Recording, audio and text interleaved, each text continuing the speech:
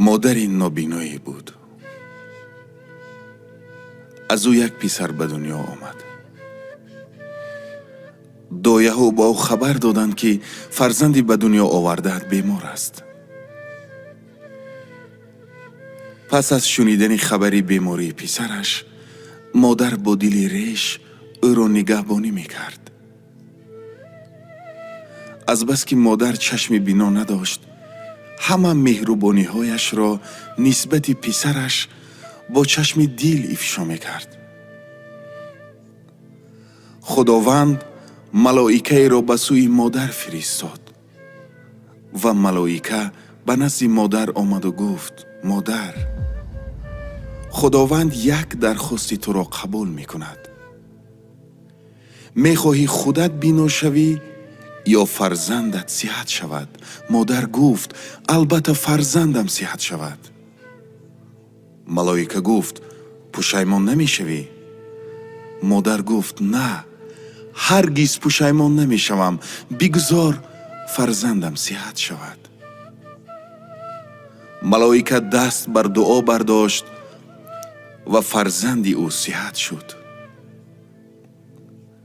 مادر از این خوشحال گردیده فرزندش را با چشم دل نگریسته مهربانی میکرد.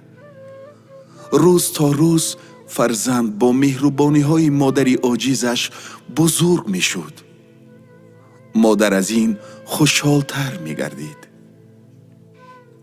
زمان فرزند به کمال رسید و مادر او را با یک جهان شادی و امید آیله دار کرد. سال و ماه‌ها سپری گشت و فرزند پیش پای مادر به زانوی ادب افتاد و گفت: مادر جان، چند ماه است سخنی در دل دارم، اما گفتنش مرا سخت آزار می دهد.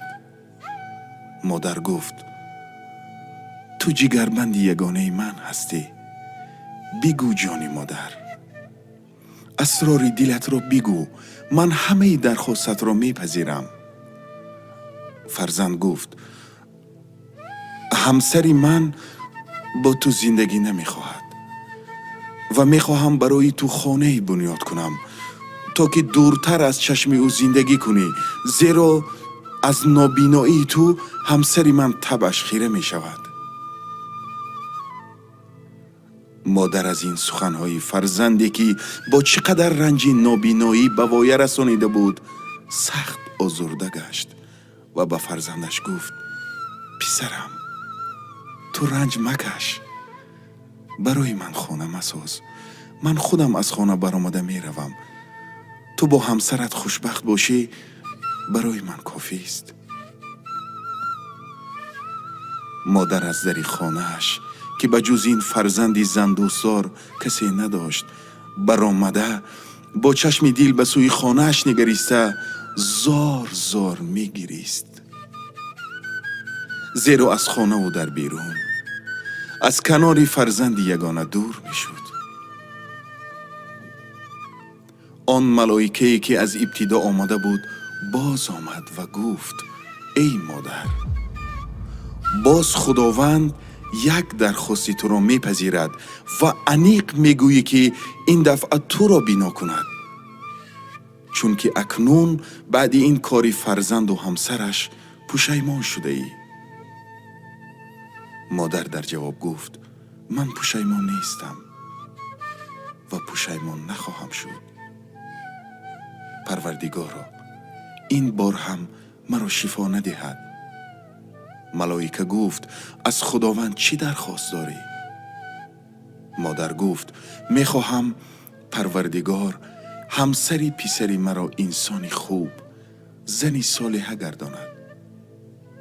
امروز از سببی که من از این درگاه رانده شدم و از این رو در خانه نیستم که او را پرستاری کنم، در خانه نیستم که او را نوازش مادرانه کنم، بنابراین همسرش را همسری با وفا گردان تا که نسبت فرزند من جفا نکند، بلکه جگرمند مرا پرستاری خوب کند.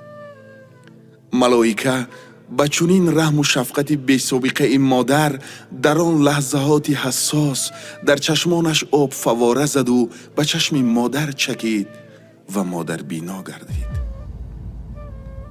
ملائکه به چشم بینا گشته این مادر نگریسته گفت رحم و شفقت مادری را تا به این حد اصلا ندیده بودم. این است بزرگی مادر. در چنین لحظه ناگوار که از جانب فرزند از خانه رانده شد، ولی برای فرزند و همسر او دعایی بد نکرد. پس همه بندگان خدا را ضرور است همیشه به قدر مادر برسند. 100 سال اگر خدمت مادر بکنیم، بر یک شب رنج او برابر نشود.